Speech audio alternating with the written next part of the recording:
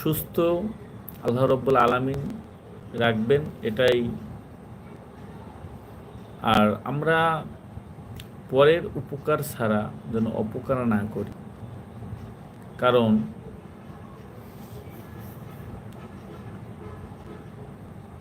আপনি যদি কারো ক্ষতি করেন,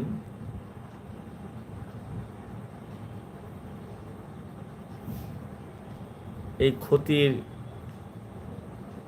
উছিলায় কিন্তু আপনার একটা বিপদ হতে পারে, এবং এই ক্ষতির করার ফল কিন্তু আপনাকে দুনিয়াতে ভোগ করে যেতে হবে। ম্যাক্সিমাম ক্ষেত্রেই দুনিয়াতে ভোগ করে যায়, আবার কেউ পরকালে দিয়ে ভোগ করে। আর এরই ফলস্বরূপ মানুষ কারো ভিতরে ঈমান আসে, কারো ভিতরে ঈমান আসে না। কারণ মানুষ মনে করে যে আমি অন্যের ক্ষতি করে আমি জিতে গেছি, তার মানে আমি কত, মানে তার ভিতরে একটা হিংসা চলে আসে যে আমি তার সাথে তার ক্ষতি করে আমি জিতে গেছি, আমি কত বড় কিছু যেন একটা বড় মাপের মানুষ হয়ে গেছি, ওর সাথে আমি জিতে গেছি। কিন্তু না ভাই, ভুল। আপনার এই ধারণাটা সম্পূর্ণ ভুল। আপনি যে আপনার নিজের ক্ষতি করছেন, সেটা আপনি একবার কি ভেবেছেন? আমার তো মনে হয় না আপনি এটা ভেবেছেন যে আপনি আপনার নিজের ক্ষতি করেছেন। পরের অপকার করে যে নিজেকে খুশি করে, নিজেকে গর্বিত মনে করে, আসলে সে বোকার যে বসবাস করছে। ইসলাম তো কথা বলে না। ইসলামের শাস্তি বিশাল, মজলুমের আর্তনাদ ভয়ঙ্কর, বড়ই ভয়ঙ্কর।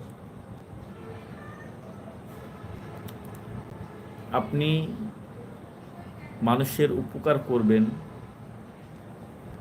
কখনো অপকার করবেন না। আপনি অপকার করতে পারবেন না, কিন্তু তার অপকার করিয়েন না। বুঝতে পারছেন? কারণ উপকার করে যে আপনি আবার সেই উপকারের তাকে খোটা দিবেন, আমাকে দেশে বলে খোটা, এটাও আপনি করবেন না। তাহলে আপনার উপকারটা কোনো লাভে আসলো না।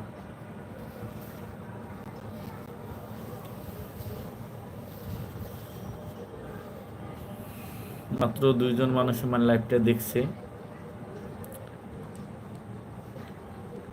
একটা হাসির কথা বললেই নয়, আমার এই লাইভটা যদি একটা কোনো মেয়ে মানুষ করতো, দেখছেন এতক্ষণে 100-200 লোকে লাইভটা দেখতো। খেলে কমেন্ট আর কমেন্ট, আপনাকে তো অনেক সুন্দর লাগতেছে, আপনাকে তো অনেক ভালো লাগতেছে, আপনি অনেক কিউট। আপনার লাইভে কয়জন সদস্য আছে দেখা যায় না কেন ভাই? আমার লাইভে আমি দেখতেছি ব্যবসার পথ ভাই, আমার লাইভে কেন দেখা যাচ্ছে না? কেন না দেখার কারণটা কি? দেখে যাওয়ার কথা তো। আমি তো দেখতেছি আমার লাইভে এখন পর্যন্ত 3 জন লোক আছে। এর কারণ কি দেখা যায় না কেন? আমি তো কোনো ফাংশনে অফ করে রাখি নাই।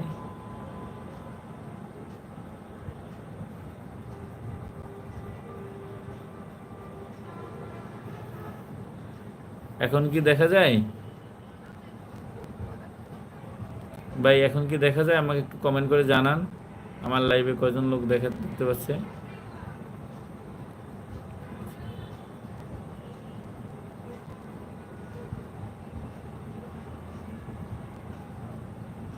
এখন কি দেখা যায় ব্যবসার পথ ভাই? আমি তো দেখতেছি 2 জন লোক আছে আমার লাইভে। আপনি দেখতে পাচ্ছেন নাকি? এখন দেখেন তো একটু।